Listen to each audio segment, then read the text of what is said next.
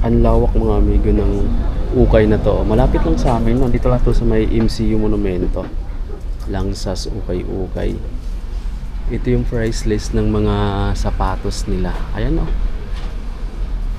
May ano na sila, breakdown ng discount. 20 to 60%.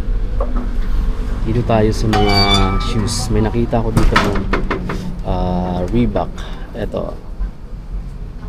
May mga ano na siya, crack. Pero buo pa rin yung Reebok na brand. Ito yung price, 1203. 1203. Wala dun eh. Di ko alam kung anong discount nito. So yung 1203 nila dito guys is nasa ano na lang to. Magkano na lang ba to? 1280 lang kasi nandun eh, yung unit price. So ito wala. Pero discounted to sila dito guys. Hindi ko lang alam kung ilan yung discount dito. Baka nasa mga 200 plus na lang siguro to. Check nyo na lang dito mga may for price na dito 1, 2, 3. Yan. Ang size naman nito dito muna tayo sa ukay size 10 pala, US size. Eto meron ditong ito ang ganda ng Adidas na to. Nakalimutan ko na yung mga pangalan nito, hindi na kasi ako na. Ultra Bounce ba to? Ayan, size 7 na US. Yung condition niya guys, okay pa rin naman siya. Kunting laba lang to kasi medyo marumi yung sapatos nila dito eh. Pati dito So may insole pa naman, may print pa na bounce, mababasa pa. Yung outsole niya dito is okay pa, hindi pa ganun kapudpud. Siyempre naka-continental siya guys. Ayan, size pala dito, size size 7. Siyempre pakita natin yung Paris niya. Same condition lang din. Medyo marumi lang talaga mga may konting linis lang siya. Tapos dito meron tayong NMD. Ano bang size nitong NMD na to? Size 10 pala to guys malaki. So ayan yung kulay niya. Ito goods pa siya no? May mga konting yellowish lang sa midsole. Medyo marumi lang ng konti. Pero kayang paputiin niya ng Shoe Express ni Boss Pao. Ang price pala dito is 1,710. 1,710.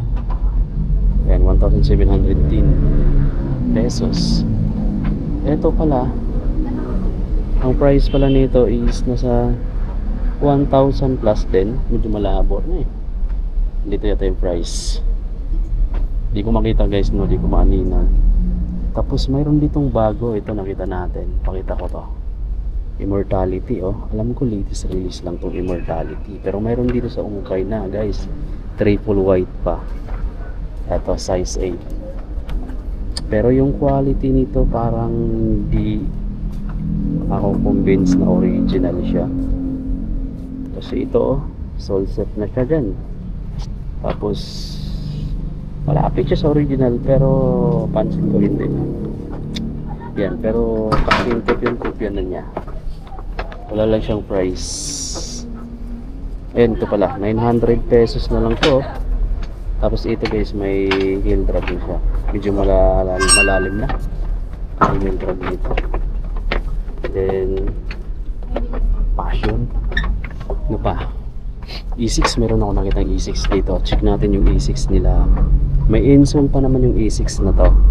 And then size 28. Then size 44 euro. Ayan yung size nitong E6 na to. International size siya. So gel light shot na guess na type na E6. Tapos ayan, medyo pudpud na rin yung ilalim. Wala lang siyang price, pero I think andito. Ito pala yung Paris. Ang dalawang E6 yung magkatabi. Andito pala yung price nyo. 800 pesos na lang to, no? Medyo goods pa rin naman. May mga konting punit lang. So, pwede pa to pangarabas guys. Ito lang medyo malalim na talaga pala yung heel drag niya. Itong isa, okay pa, 780 pesos na lang to. Gel light pa rin. Mas maliit yung size nito kumpara dun sa una kong pinakita. Ang size pala nito size 7. Lightweight na klase ng running shoes, 780 pesos. Yung upper condition nito is okay pa naman, wala pa siya mga punit case, no. Pati isa check nyo na lang din dito. Oh, may mga slight lang na ano, heel drags. Tapos meron pa dito. Ito may insole pa nga siya. May mga konting heel drag, toe drag. Check na natin to. 1,200 din yung price nito mga amigo. New Balance naman siya. Then New Balance na 327. Ito legit naman siya. The Intelligent Choice yung nakalagay dito. Wala lang tayo nakitang anong size ba to? Size 8.5 pala guys, no? Alam ko ito marami nagsusuot ng ganito eh. Pwede nyo makop-up dito mga amigo. Kasi yung condition niya okay pa rin naman. Sweet kasi yung upper niya. Oh, walang masyadong ano, heel drag. Konting-konti lang, tsaka toe drag. Meron ditong EP Cray-Up. Ayan o, EP Cray-Up na Nike. So ang condition niya sa outsole is medyo malalim na rin yung heel drag nito mga amigo, no? Ang size pala nito, may tikita pa naman siya. Size 10. So ito yung Paris niya. Check natin yung size, yung price. Parang, 780 pesos. Pero tingnan nyo guys, kaya pa naman siya kasi makapal naman midsole nito. Pero ayan o, medyo malalim na lang talaga. Siguro magagamit mo pa rin naman siya na maayos. Kasi yung upper niya is goods pa rin naman. Lilinisan mo na lang talaga to. Dahil medyo malala na rin yung ano niya. Dito kaya, may Adidas pa ako nakita dito na lifestyle. Size 8.5 pala to guys. Then ang outsole niya is ganito, may mga heel drag na rin siyang konti. Wala na siyang price. Check na rin daw may price. Siguro mayroon naman nakasulat pero malabo. Tabi. Ito meron ditong parang pang trail Future Light na The North Face. May original insole pa. Yan siya. Ito yung outsole niya guys, no? May print pa na The North Face. May price siya dito pero malabo. Ayan. Pero ano ko, trail shoes siya. Pero ngayon yung mga grade niya is pud-pud na, hindi na siya makakapit ng maayos. Meron pa ditong isang ano, Ultra Bounce na Adidas. Then size 8 to mga amigo. Yung condition nito okay pa, medyo lubog lang yung dyan dahil sa sako. 780 pesos din. Tapos mayroon pa dito Ultra Boost naman to. Yung boost niya dito maganda pa yung condition, no? Yellowish lang ng konti. Siguro linis lang ng konti to. Pero yung condition sa outsole dito sa to sa outsole niya is okay pa rin naman. Medyo hindi na ako marunong mag-vlog ng okay eh. Size 10 pala to guys, no? Ayan, kita mo pa yung print na torsion system. Tsaka yung upper material niya goods pa rin naman. Okay pa rin to, marami pang okay pala dito sa okay na to. Langsas okay. Tapat lang siya ng EDSA Carousel Bus Monumento Station. Katabi siya ng 7-Eleven. Kung may papabili kayo dito, sabihan nyo na lang ako, malapit na ako. Pero baka bukas wala ako dito. Baka travel. Ito size 10. Ito running shoes na maganda pa rin naman yung upper condition niya. Puting-puti pa yan guys, pati midsole. Dito lang, may mga konting gas-gas lang dito. Pero walang punit. Kasi yung outsole niya is napaka-goods pa ng condition. Kita mo pa yung details. 1280. Goods pa to guys, no? Yung insole niya is original pa rin naman yan. Andyan yung print ng malaking check or yung Nike.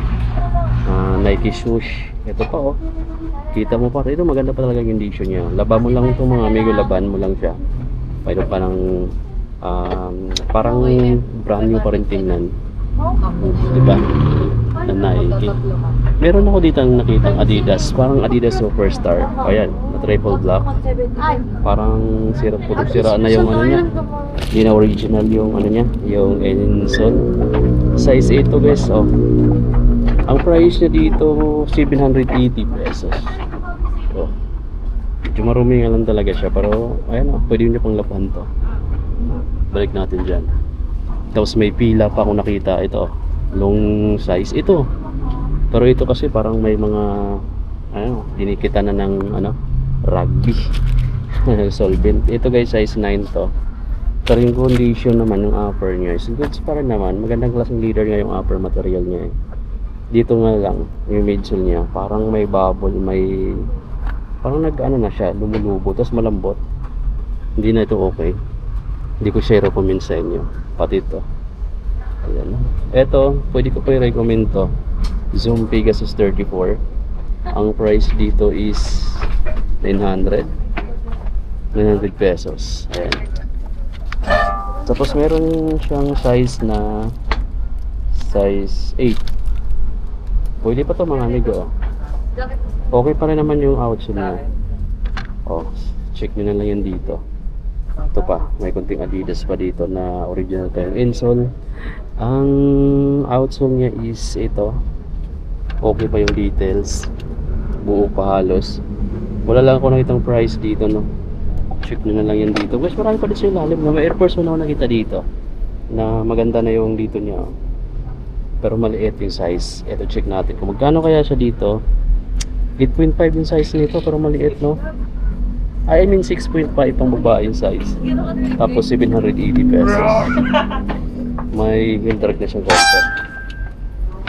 Oh. Check nyo rin to. Ito, isa sa mga running shoes dito. Naka Human Nature dito. Size 9.5. May insole pa siya. 1.6 ang bawang mga amigo. Pero maganda pa yung outsole nyo, no? Pwede nyo pa ito mga amigo i-cop dito. Ito yung Paris. Tapos punto tayo. Meron pang parang The Break. Ayun, The Break type. Nike The Break. Ito yung ilalim. Meron na pala siya ditong heel drag. Parang 610 ba yan? Ayun, sayang, no? Pero hindi ko na rin makita yung size niya. Ito guys, may nakita tayong Uniqlo dito. Size large. Pero 480 pesos lang to. O long sleeve. Diba? Ang ganda pa nitong condition niya, oh. Hindi pa siya makupas. Orange na orange pa yung kulay nito. May ganito akong Uniqlo eh, nasa bahay. Ay maganda rin naman siya. Ano? Size large nga lang. Pero okay to guys, ah. 480 pesos. Ang original price kasi nito lampas 1,000 eh.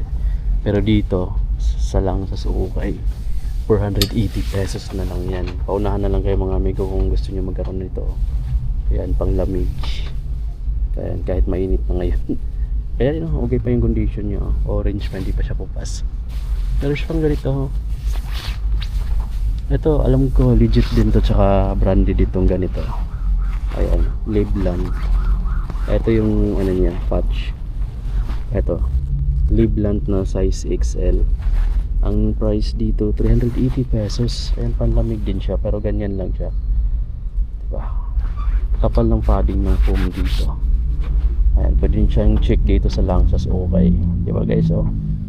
Pang Baguio nyo yun mga amigo. Kung nagbabala kayo mag Baguio yung Holy Week, baka tayo na lang naiwan. Yung iba natin mga kakilala nasa Baguio na sila yung iba.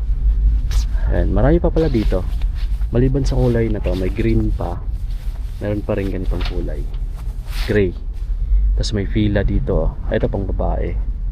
Ayan, ganun din siya long sleeve. Ayan yung ano niya, for 480 pesos. Ito yung hang tag, ano na, yung tag. Ito, meron din ako nakitang jackets dito guys. Ayan, oh. Ayan, authentic naman siya na Columbia. Kinetic Columbia yung brand. Meron siyang zipper. Gumagana pa yung zipper niya. Medyo matigas na nga lang siya buksan. Ayan. Ito, okay pa siya. Ito yung ilalim. 980 pesos yung price. Ang size dito, andito yung size niya eh. Size small. Tapos ayan, no, naka-only hood. So ayan, meron siyang parang ano dito sa loob na nagbibigay init. Ayan, no. So ayan, parang may thermal para support na rin. Tapos dito yung ano, check natin. Meron akong nakita ang Fitch na New York. Ito yung brand. So okay pa yung zipper niya. Size medium siya. Yan, Fitch. So yun lang siyang price. Ito, meron dito tayong nakitang windbreaker na jackets dito. Adidas yung brand. 2XL yung size, 580. Ito yung hang tag niya, 580 pesos. Yung condition nito goods pa rin naman. May hoodie jackets pala siya. Meron siyang hood. Ito yung hood niya sa likod. windbreaker siya guys, no. Yan, dito lang siya nakalagay. Meron siyang konting stain. Tapos may zipper siya dito sa side pocket niya, dalawa. So good pa yung condition niya. Medyo may mga stain lang ng konti. Kaya pa namang linisin. Medyo ano naman yung ano niya. Tapos may Levi's pala dito guys, oh. Hindi ko lang alam kung authentic siya, no. Levi's, ito. Ayan. Makapal. May ano siya, makapal yung parang cotton yung ilalim or foam. Parang cotton type siya. Tapos ito yung ano niya dito, yung patch. Ang ganda, oh. Oh, check nyo na lang or authentic ba. Para nakalagay kasi dito, Levi's Strauss & Co. Original quality. And riveted clothing. Size large siya guys, no. Wala lang itong nakitang price, sayang. Pero ganda pa ng quality nito. Yung zipper na sobrang lambot pa. Mayroon siyang side pocket dito. Front pocket wala. Tapos ito yung likod niya. Yung hood niya is okay pa. Pati yung kulay niya, no. Maganda pa yung ano, detail ng kulay. Pero wala siyang price dito. Magkano kaya ito? Meron dito sa likod pa. Meron dito pang mga quality na jackets. Ito pa yun, may Uniqlo pa pala na ano, long sleeve, size medium, 480. Ang kulay naman niya is gray. Yan, kulay gray naman. Tapos may mga Adidas na ito, Chevrolet. Ayan guys, mga sports jersey shirts na size small. Ayan, oh, ganda pa rin ito. Ito sa dulo lang kayo magpunta. Ito yung likod. Meron pang ganito, 480 pesos lang din yan, oh, Japan, Team Japan, Adidas, Climachill na klase ng ano, Easy Dry. Ito guys, may nakita ko ding Jordan 1 made na band. Ito, alam ko kaka-release lang sa Nike nito eh. Pero yung kulay niya dito, hindi ganun ka tingkad yung pag-red. Parang ano siya, kupas na red. Tapos ayan, oh. Ito mapapansin mo rin dito, hindi na siya pareho dun talaga sa actual. Pati yung Nike Air dito, yung Air Jordan na brand dito, or tatak, ang layo. Pati yung sa ilalim, ang layo rin yung quality. 1,200 pesos. Ayan, pasa ko dito. Pero dito meron yung papakitang ano. Ito ngayon kung hindi nakita to, itong Jordan shoes na to, parang legit tong ganito. Oh, naka G-Nerd naka G-Nerd siya guys. Tapos ito may ano dito, hard plastic support na may logo ng Jordan 1880. Ayun, oh, Formula 23. So hindi ko pa to na check kung legit siya, pero malaki yung size nito guys. Size 11. Ang price is 1880. Tapos mayroon ditong ito, KD. Ayan, oh, Kevin Durant. Oh, price, size 10 siya guys dito. Tapos okay pa yung outsole niya dito. Wala pa masyadong pudpud. Tapos mayroon nakalagay na concept dito sa strap. Oh, ito pala 2280. Meron lang siyang sole zip lang pala dito. Sayang naman yung sapatos na to. Tapos dito may E6 dito na ano, kaso pudpud na rin pala, sayang. Then guys, labas na tayo dito sa Langsas Ukay MCO Monumento. Puntahan nyo na lang pagka nagustuhan nyo yung mga ilang sapatos na pinakita ko. Pero may mga good sila ditong damit, apparel, na pwede nyo pa, like yung Uniqlo mga amigo. Meron akong ganun, hanggang ngayon ginagamit ko pa. Maganda yung quality ng tila nun. Promise, puntahan nyo na lang dito.